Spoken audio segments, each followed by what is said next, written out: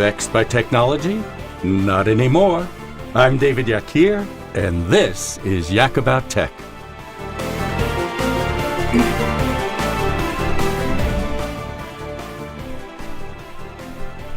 Broadcasting from the Planetvero studios where the sun never stops shining and the hurricanes are currently taking a long break.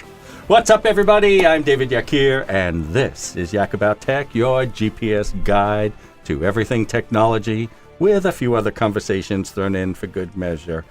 Well, hello, Sally. Hello, Wayne. We've got the whole crew here today. Hello. How are you, David? Hi, Dave. All right. So, as everybody knows, we started this the grand experiment last week. Wayne finally started experimenting with our cameras, and we had some fairly good results for the first time. Yep. Mm-hmm. And we thought we'd give it another go. And I think it helped us, rethink the show a bit. Mm-hmm. So I want to explain to somebody how we're shaking up the format a little right now. And that is, we've been experimenting with the format. And last week we did the video simulcast over the net. But we also did something interesting. During the course of doing the radio broadcast, I actually showed you how I got my information and how I collected it during the week and how we do our stories. And it was called Pocket. So what we did after the show was, and before we released the video version of the show, I went in and I actually recorded a demo on how Pocket is being used. Mm-hmm. And I did it really quickly just to see if this is something that people would be interested in. And oddly enough, we got a lot of feedback online about the show. People thought it was exciting actually to see the players and actually get to see the people in the studio, that type of thing, and see the studio working. But at the same time, because people always liked when we used to do the Skype chats. Yes. And I put up the Skype chats because I had recorded them, and people liked the idea that we were doing that live also. So, so this week we're taking it one step further. So we hope right now, as you're listening, it's a simultaneous broadcast. We'll be broadcasting and we're netcasting. And the radio broadcast right now is going to be about a half hour. And the netcast will continue on with those things that we think require visuals. Mm-hmm. So sometimes, when I walk down the streets, people say to me, sometimes I'm talking about something and they'd like to see it. They don't understand it. They'd like to sort of see what it looks like. Exactly. So sometimes we just can't talk about it. So we'll actually show the tech.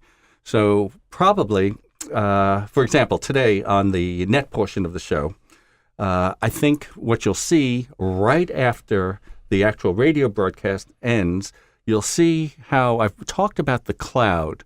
And I want to show you how the cloud works in actually storing your files in the cloud.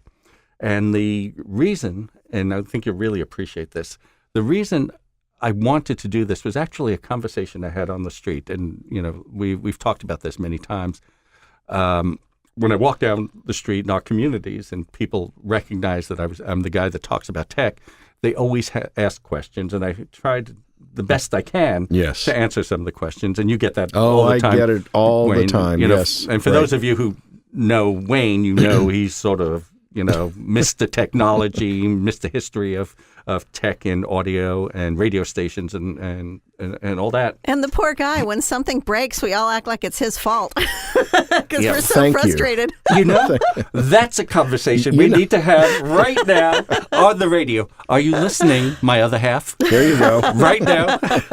Are you listening? Just because the TV did turn on when you pushed the button and you didn't check the batteries in the remote, it's not my fault. That's right. It was the batteries. It was the batteries. Yeah. But what was interesting about this particular conversation, and the reason I picked the cloud, and you'll just bear with me for a little bit, and if I can get there. So I'm walking the dog this morning, and somebody came over to me and said, we were talking, he was asking me what we were going to talk about on the show, and I told him that now he could watch the show on video, and I'd be sending out the address to everybody on the show, and so he can, see how we do things. And he goes, I have to be honest with you.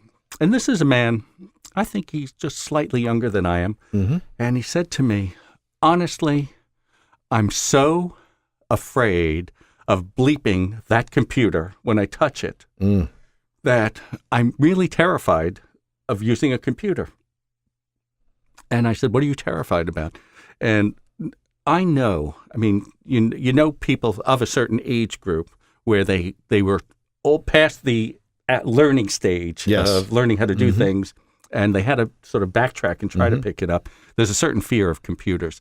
And, what I tried to explain to him is as long as you know a few things, right, like backing up your files or how to back up your files. Yes. It's not like machinery. It's not going to blow up on you. It's not even like your stove. If you leave the gas on and then you light a match in the house and the whole house goes on. The only thing that could happen if you use the computer wrong is you might lose your files. Yes. Or, chances are you can't even damage the computer really unless you spill water on it. Yeah. But it's not the type of thing where you have to have this fear. And I think if we could just pull the fear out, that people would take chances and they would learn and they would sort of get the basic precepts. I'll tell you. How Tell the story, Sally, about your father. My dad, he didn't want to have anything to do with a computer. He didn't really understand its relevancy in our lives. But then one day we were giving him a check for something. I don't even remember what it was all about, and it was printed on the computer. And he found that to be so cool that we could print our personal checks from a computer that he said, okay, set me up. I want to print my checks like that. But that's all I'm going to do on the computer. Well, once the door was open to him, he became such an incredible techie.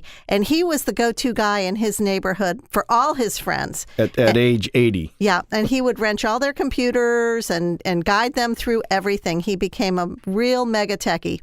Because he found the one thing he wanted to do and he needed to do. That's right. And like you just said, David, once you pull that veil away and you say, oh my goodness, look at what's available to me and what I can do now. He made all his own greeting cards. Oh, he did all kinds of things. Yes. once he got past printing checks, that was his first, that was the impetus for it all. The story goes that the reason it was so widely accepted, computers in the first place, actually is because email was the one program that people had to learn in order to communicate, and people took to it. And once you learn the basics of how one thing operates, you can get over that learning curve. Let me ask you something. Was AOL the first email program, or was there one before that? I can't remember. Because, of course, Vero Beach is very associated with AOL, with the founder and all that here in town. Case. Yeah. They're all, That's living right. in Vero. And you're right, that email. Steve Case. Yeah. Yes. And they all, started with, like you said, email.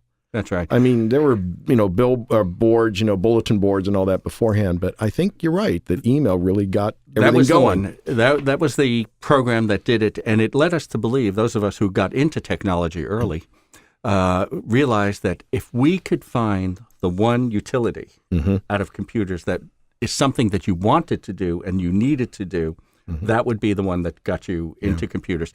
When I was younger, I guess. I was on, back in the early 80s, I was on CompuServe. Yes. And that was really my entry. And this is before MS-DOS computers. Yeah. We were on CPM computers. I think I had a K-Pro 2, I believe it was. And is it in the Smithsonian now? Actually, interesting, it is in perfect condition in my attic. Oh. Well, right. It's perfect. It's still. I have the programs. I have the discs. I have everything. That's cool. It's going to be a collector's item and for sure. I'm definitely going to donate it at a certain point to maybe the Vero Beach Museum. That's right.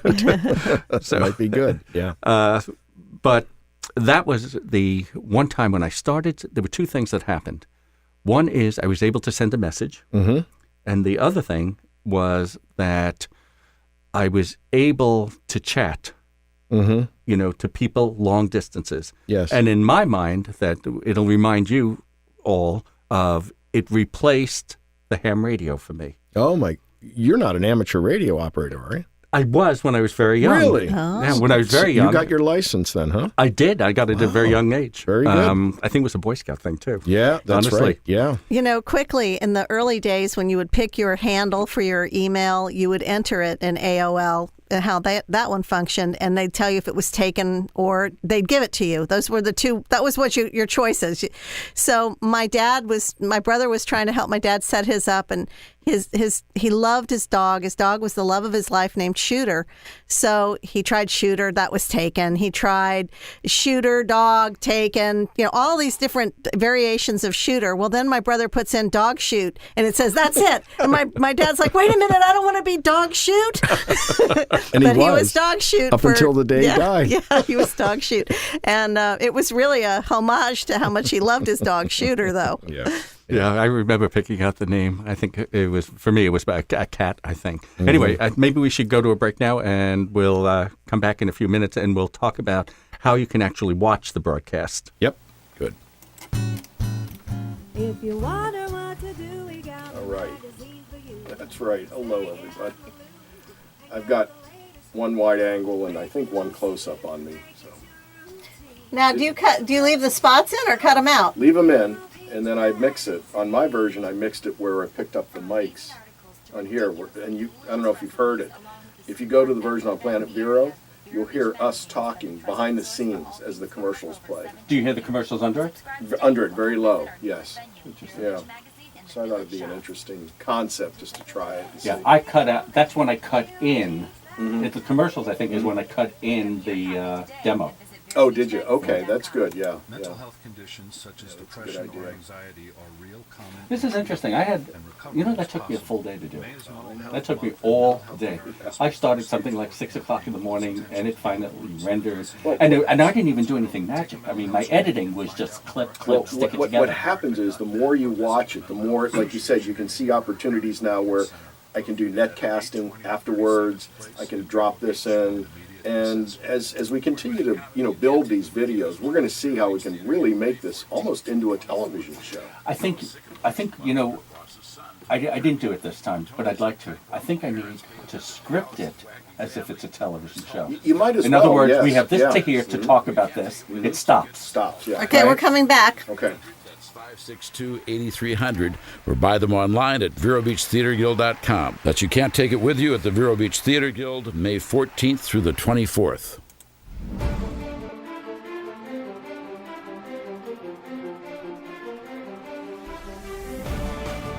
And we are back with Sally and Wayne Dillon in our second experimental show of our season. So I thought I'd tell you a little more about it. So right now you're listening on the radio, obviously, probably over Waxy. And actually, it's planetvero.com. Planetvero.com? Yes. Okay. That's the site, yeah. If you're listening to Waxy on terrestrial radio, though, right. 107.9 FM and 1370 AM, or on iHeart, you can get it on planetvero.com. Yep. Right. Mm-hmm. Just clarifying for my engineer over there. So let's have the conversation where I think people will be able to find the video, because they'll find, right now they can find the video in several places, but they may find different versions of the video too. So what we've been experimenting last week, as some of you know, I put up the first of our videos and inserted a how-to, and I put it up on YouTube. And there's a Yak About Tech channel. Just do a search. It's Yak About Tech, and you'll see the videos. I also have it on our site called yakirgroup.com and yakabouttech.com. And you can find it, again, if you go to our Facebook. But we also have it on, we're going to have a version on Planetvero. Yeah, and it's up on YouTube, actually, on our channel for planetvero.com. And, of course, we bring that back, and it's actually on our home or index page. So you'll see the video right there. I mean, if you dial in planetvero.com, just click on it, and it starts right up. So you can't miss us. Right. All right. So to tell everybody where we are at this stage, what they may be seeing at this point are different versions of the show, because we haven't put everything together. Right. We're still experimenting. I'm going back after the show and experimenting with inserting how-tos, and you're actually taking care of the show itself. Yes, and more the technology behind, just to see how it looks, because we're combining audio with video. Our studio was built for audio. Now, how do I convert it into a nice video studio too at the same time? So That's right. So then the one thing I want to tell you, if you actually go to the Yak About Tech to watch it, let's say you're listening to the show right this second, and the show is going to come to an end in about 15 minutes, that type of thing. And you'll say, oh, I want to see David explain the cloud. Well, you'll go, and what you'll see when you get there to Yak About Tech on YouTube or at yakirgroup.com is you'll start the video, but it'll start from the beginning of the show. So you can fast forward it. You can pull the timeline to where, about a half hour in, and then right about the center of the show, you'll see sort of some inserted videos of, in this case, I'm going to use, when we talk about the cloud, I'm going to show you how to move all your files to Dropbox and how it works. And it's really easy. And that's because a lot of people are so afraid of losing their information. And it goes back to that conversation that I had this morning with the gentleman in the neighborhood.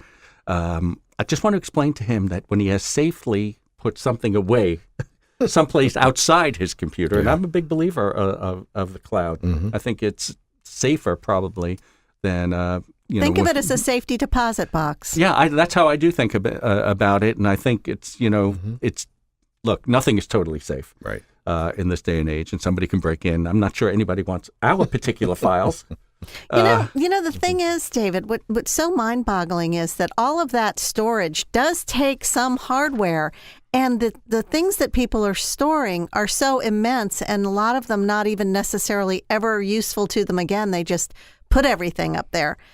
That's right. That's kind of mind-blowing how much stuff is being stored. It's interesting you say that because I'm a fairly organized person. I'm not the greatest organized person, but compared to most people, I think I do a good job. Every once in a while, I go through this whole process. I explain to people that every year I rebuild my computers because, just the way they get dusty on the outside, the hard drives and the programs spit out a lot of garbage on your drives and things like that. And it's not an easy task. Sometimes it can take about a day and a half to really get a computer rebuilt. But when I was looking in my Dropbox folders now that they've increased my storage to 1 terabyte. And I don't even remember why I put files in there, but they go back years now. I think what happened was, as I went from computer to computer to computer, and in my business you do it quite often. As what people don't realize, the same guy who I think I told you last week had a 10-year-old computer, and he goes, it's slow. And you don't realize that as the programs become more advanced, it needs more power. The programs themselves need more power. And if it doesn't have enough power, they run really slow. So in our business, we're constantly upgrading our computers. In the process, we have to move our information and move our information and move our information and move our information constantly. And in the process, you're always afraid. I don't want to miss something. I put everything back in the old days on a hard drive, then a CD, and then a DVD, and that type of thing. Boy, now, CDs are going by the wayside fast. Oh, yeah, gone. Yeah, they go. It's funny. CDs are going away. LPs are coming back. Yes, vinyl. Vinyl's coming back. Big time. Right. Yeah.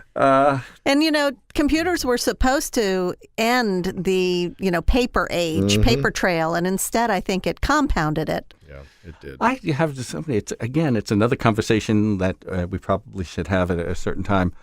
I find that in my particular world, my paper is down to almost nothing. Oh, is it? That's good. I don't have paper. Sometimes, this is the extent of what I print up, and most of the time I'll just use the, like I explained last week, the iPad. But sometimes if I'm out, I'll print a quick copy. But there's no paper in my house. Maybe I have a file cabinet from the old tax returns from the last 20 years that for some reason I'm keeping. That type of thing. Well, you're lucky. Around here, we actually, as an office, use more paper than we did before the computer age, I think. And what do you think that is? I don't know. I mean, there's just a lot of things that have to be printed out. The logs, things like that. right? Well, Yeah. it let me just say this. It all could be automated if we really dedicated our time and effort to doing it. But you know what? That's another learning curve. Oh, please, See? no more. All right. So let's. I found a few things, as I always do, on Pocket this week. Things I've been looking at, and I thought I'd pick a few of them out to talk about. Do you drink coffee? You Oh, drink yes. coffee, right? Yep. You're a coffee lover. You ever Yep. run out of coffee? Sometimes. Okay. So coffee is coffee. You either love it or you hate it. And if you're like most people, your feelings are probably skew toward fondness. So what we have here now is the fresh coffee jar, which has sensors built into it. And you put the coffee, it holds something like 16 ounces of coffee beans at any given time. And it Bluetooths to your connected device. And when it feels you're running too low, it makes arrangements to have the coffee redelivered to your door. So you never have to think about running out of coffee anymore. And we do run out of coffee. Yeah. You know, it happens. That's applicable to so many things: baby diapers, different things like that. Dog food. If you have the container and the container you can put a sensor in, Yeah. then you can do anything. Let me ask you something, Dave. Wasn't there discussion just a few years ago about a refrigerator that would be monitoring all of that? They do it. They have it. They right do now. have that? They do, and it's one of those things. They came out with a few models, and the technology changes. So originally, the models were you would have to scan everything you put in. Oh, so it I see. used the Yeah. bar scanner, Bar scanner, that yeah. type of thing, and you would scan it, put it in, and then I'm not sure if it was sensor based. Yeah. Now we have the capability of it actually knowing what Yeah. you're just putting in the refrigerator, Yeah. and when you take it out, and there are sensors that weigh the shelves, and That makes sense. You know who does bars? Not bars. The bars Liquor. For in liquor. in yeah. the hotels. Oh, in the hotels. Right, yes. Yeah, It you're right. knows what you've The- taken yeah. out and sends it right through the it- hotel computer system Yeah. to To Bill. yeah. Right. Yeah. So I think these things. I only picked out the coffee jar That's because interesting, we all yeah. drink. Okay, so I have another one here. So Domino's, and this is really if you're truly, truly lazy, right? If making a phone call is too much work to order a pizza, or going to a website and typing in is too much, right? All you have to do is tweet a picture of a pizza to Domino's, Gee. On what you want? right? Oh, my goodness. And they will deliver it to you. Wow. So here's how it works. You go to a Domino's and register your Twitter handle along with a special pizza order that you frequently get. You'll also have to give Domino's your credit card information and address, of course, so they can charge you for the pizza and deliver it properly to your house. And after completing those steps, you'll be able to tweet pizza emoji at Domino's official Twitter account, and they will deliver you some pizza. Well, I give them credit. That's a pretty creative marketing. Yes. Yeah. It's interesting having come out of the agency world, and of course you guys being in the agency world. It was always that creative, that whole strategy. Yeah. You were always on the line with your clients, right, to come up with A new idea. A new idea. Yep. Once technology hit, then there was a free for all. I remember back in the Blue Marble days, and this was at the beginning. I mean, every time we met with a client back then it was the big clients. It was Microsoft and Procter & Gamble and General Motors and Ford and those things. They'd walk in, you'd go into the meetings. What can technology do for us next? And you're always looking at the tech. You were looking at the web, and I don't know if I ever discussed one of our really great. We're just about out How of did that happen? All right. Hey guys, we're going to Yeah. finish this discussion. Now remember, we're going to be online right now. You can continue. You'll see us additionally at yakirgroup.com, or if you're more familiar with YouTube, just search out Yak About Tech on YouTube, and you'll see this show and the continuation of the show where we'll take you into the cloud and we'll talk about Dropbox. All right, everybody. Thanks, Sally. you. Thanks, Wayne. Great show. Remember, Twitter us, Yep.